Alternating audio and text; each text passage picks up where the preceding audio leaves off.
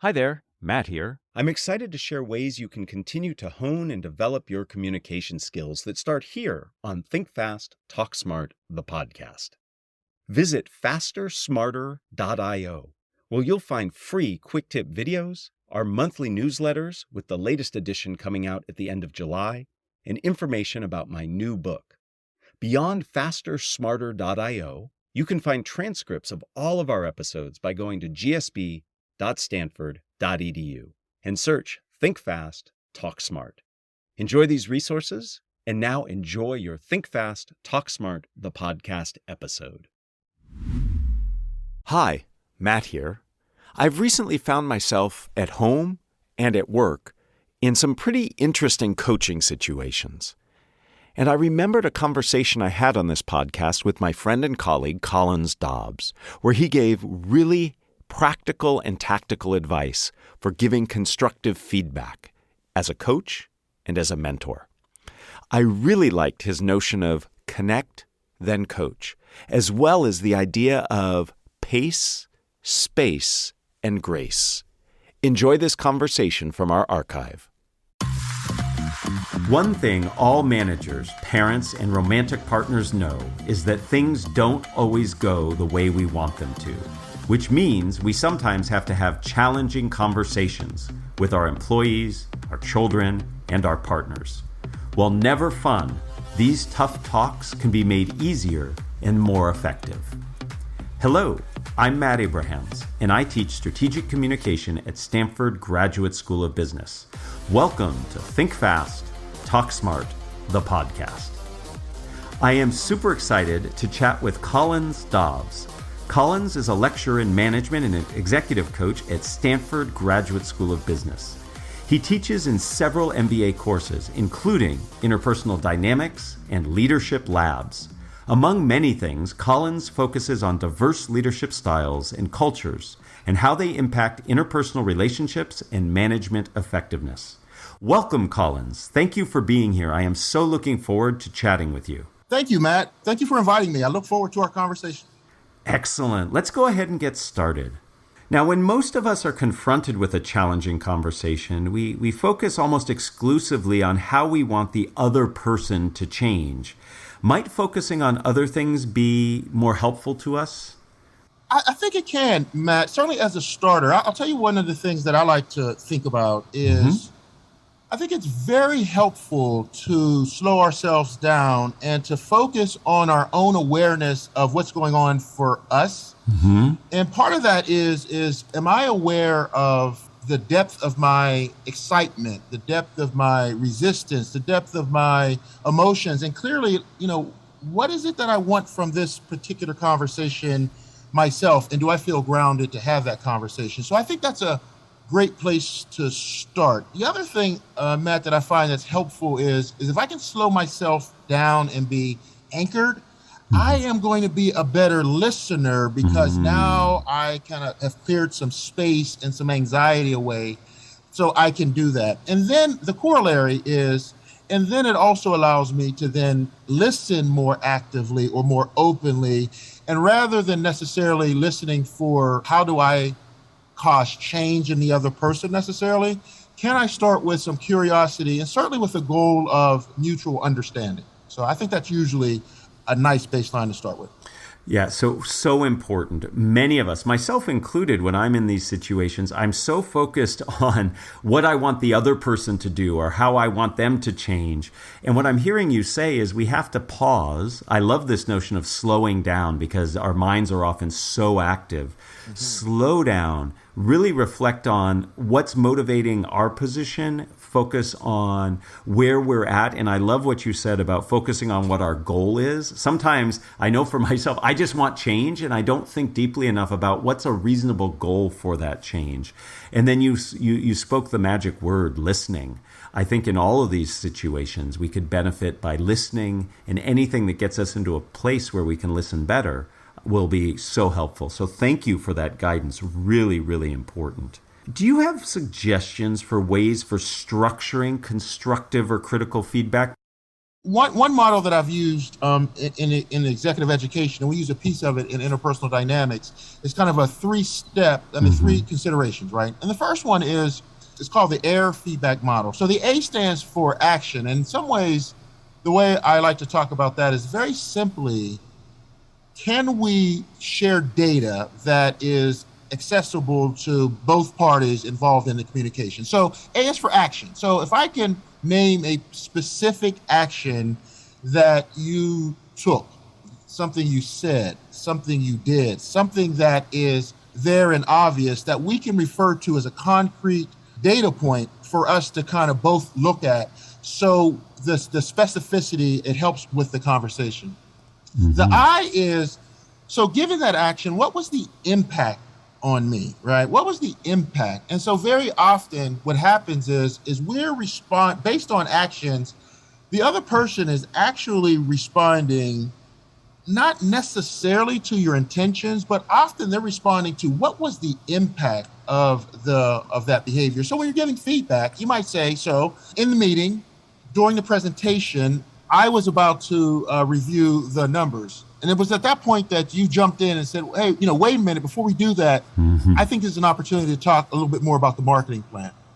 So the action was when you joined in at that moment. The impact on me at that moment was I felt frustrated. I felt confused because I wasn't ready to go there. And I think I was building the narrative that we agreed on.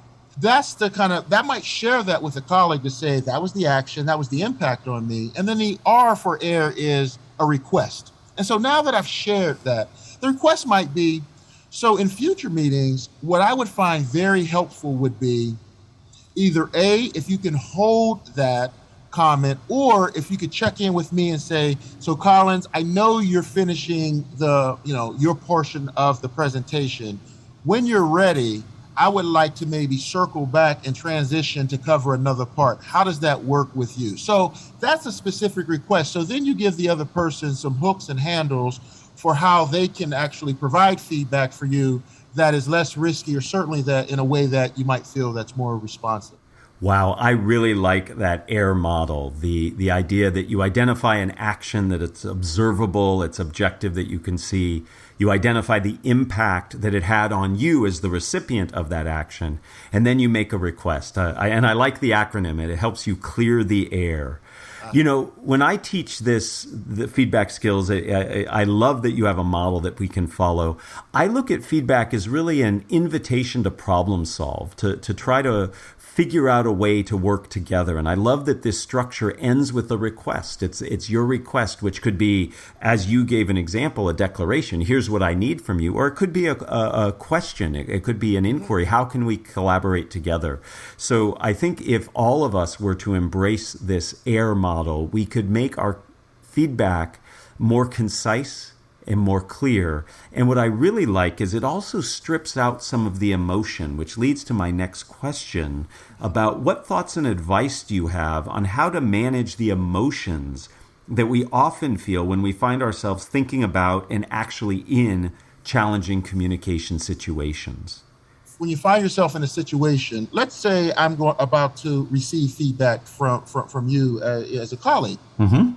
One of the things that's really anchoring is I might say a version of, so Matt, I'm looking forward to hearing what you have to say, really value, your thoughts. I must say at this moment, I'm feeling a range of emotions, which could be, I'm both, naturally have some anxiety because I don't know what you might say. I might feel, I may have disappointed you in a way that I'm not aware of, and that doesn't feel good. And I'm also pretty curious because, in the past, you've really given me helpful feedback. So I've got a mix of emotions, Matt. So I just want you to know that, so that we know kind of what's in the room. So there's a way in which, rather than in some ways totally stripping away emotion and trying to make the feedback fully cognitive, what usually is more resonant and connecting is can we then connect at that place? Because then you might say, you have more information. You might say, oh, Collins, I didn't know that. We work together a lot. To me, I wasn't, I had no idea that this might be higher stakes for you. And it gives you more choices in terms of, how you, might deliver the message, or how we might then talk about what's going on. Because very often what can happen is we believe that we're delivering the message full content, full details, and being quite helpful to another person.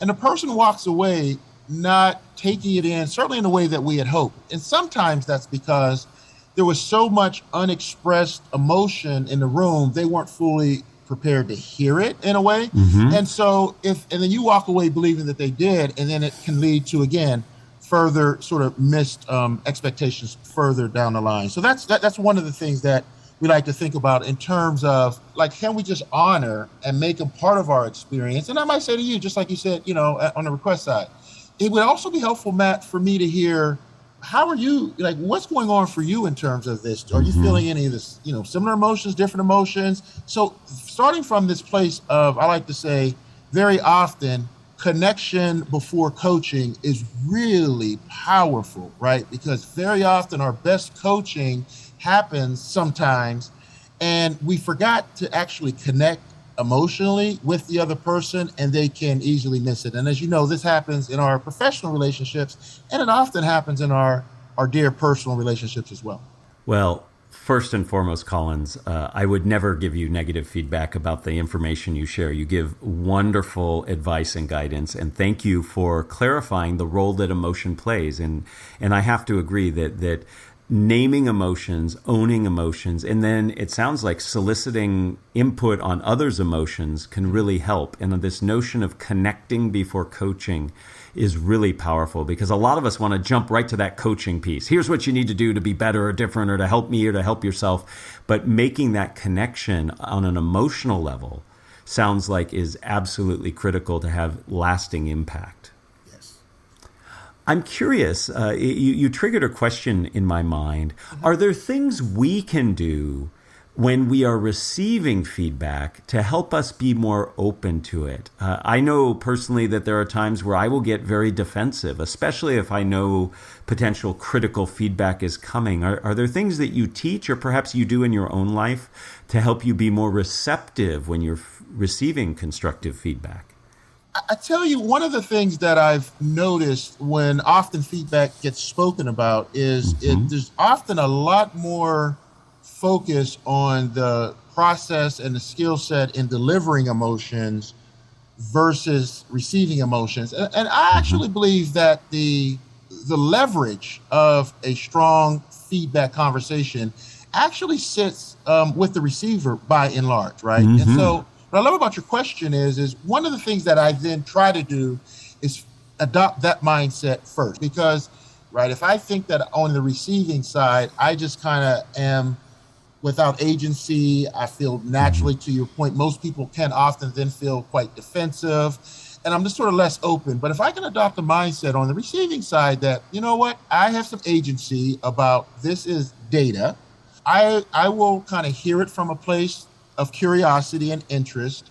And I have some choices about what I do with that, which could be a range of right now, that might feel a little bit too much for me to deal with, but I appreciate it and will study that a little more and follow up with you later as I kind of get grounded with that. Or B, I might say, that's a great idea. I hadn't thought about that. Can you help me unpack that a little more in terms of impact on you or other examples, so I can actually learn something about it? Or I might do something totally, different with it. But if I then, as the receiver, can put myself in a place of curiosity, a place of agency, and a place of kind of openness to this, can, as you were talking about feedback being learning and problem solving, it opens up a whole new world of possibilities. Wow. The power of having the right approach and mindset can certainly make a difference. And I love that notion of curiosity and interest in what the person is saying.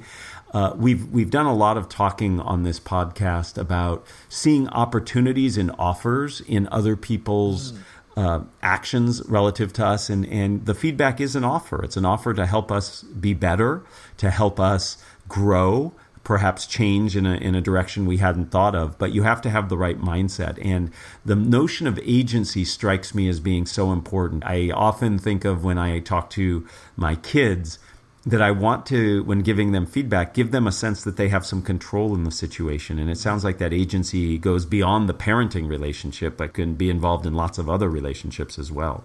One of the things I appreciate so much about the work you do, Collins, is not only is the advice just very actionable, it's really memorable too. I like the AIR model. It's easy to remember the acronym. I like the connect before coaching. I have heard you also talk about pace, space, grace. Can you define what you mean by this, and how can we benefit by deploying these concepts? Love that. Thank you, Matt. I played basketball in college. And one of the things that we talked a lot about was, when you're thinking about a game plan, depending on who you're playing against, pacing and spacing, right, on the floor and all of that. So those two concepts have sort of been in my mindset as I think about organizations, as I think about game plans, as I think about strategies. And one of the things that has sort of emerged for me, more recently is it comes up so much in communications and leadership effectiveness, which is we're living at such a pace of 2021, which is usually super fast.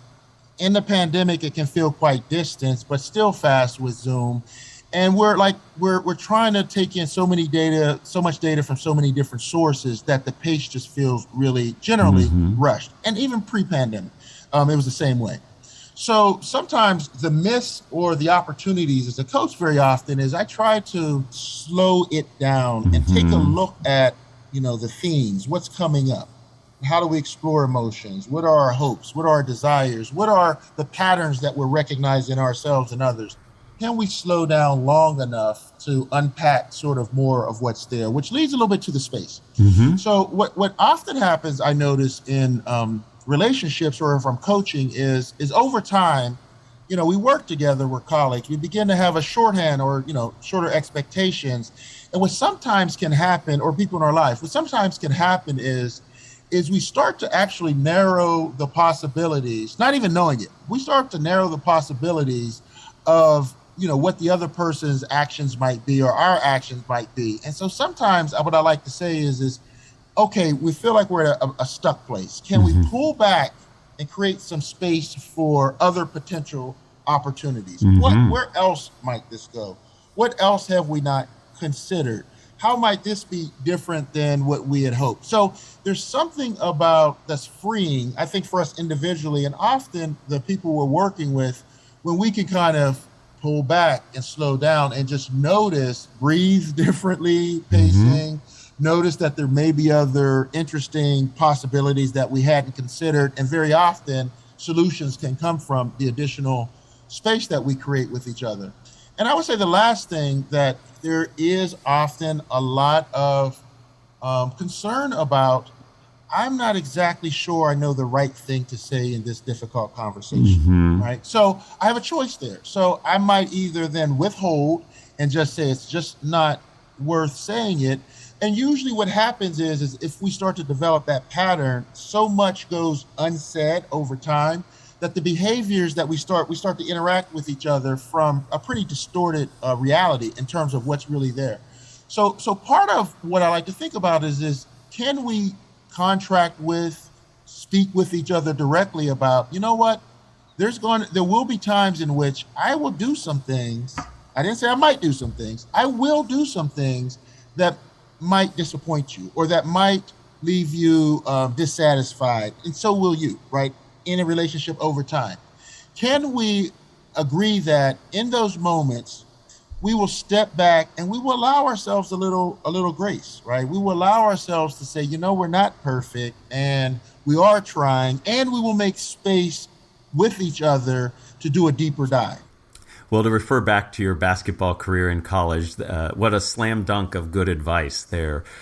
This notion of slowing things down so you can see the situation as it is, giving yourself a wider view of the decision space that you're in so you can see other potential solutions or options.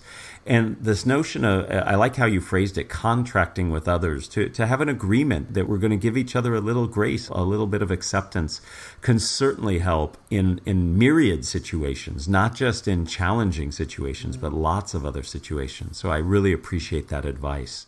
Before we end, I'd like to ask you the same 3 questions I ask everyone who joins me. Are you up for that, Collins? I am. Excellent. Then here's our first question. If you were to capture the best communication advice you ever received as a 5 to 7 word presentation slide title, what would it be? Ooh. Communication is a team sport. Ooh, I love it. From a basketball player even. Help me understand how it's a team sport. I have to think about my role, my responsibility, the things that matter to me, and I have to think about my teammates, right? Role, responsibilities, and I have to think about how we perform based upon challenges ahead of ourselves. So there's something that I like, I guess what grabs me about that is it reminds me that this is we're in this together, and I have to be more expansive and not just go internal and become defensive or only see my view of the world. That analogy is so powerful. It brings up so many things. You have to coordinate, you have to work together, you have to collaborate, so many things. So I love that. And it came in at 5 words instead of 7, which is also exciting. Collins, who is it a communicator that you admire and why? I would say Martin Luther King. What I'm drawn to in Martin Luther King, it was a combination of certainly competence, right? It was the connection of the voice, it was the connection of the rhythm of it. And in addition to that, Matt, there was always sort of these many bigger, subtle messages that were very provocative. And I also think in many cases they were also very collaborative. I often left with thinking about what else about this did I not hear? And so he would be the one communicator that I go back and listen to over and over again, and I will learn something new and different. Wow. Well, such a tribute to Dr. Martin Luther King Jr., who was a phenomenal communicator and did so by blending so many different techniques and thorough understanding of how to create a story that's compelling. And as you said, a true testament of a good communicator is the desire to hear more from the person and go back and reflect on what they said. So thank you for sharing. The final question, what are the first 3 ingredients that go into a successful communication recipe? Knowing the audience and believing that we're in it together. You need to know yourself and understand where you're coming from. You have to take the time to understand and appreciate your audience, and then really take that extra step that it's a collaborative endeavor. Communication is a collaborative endeavor.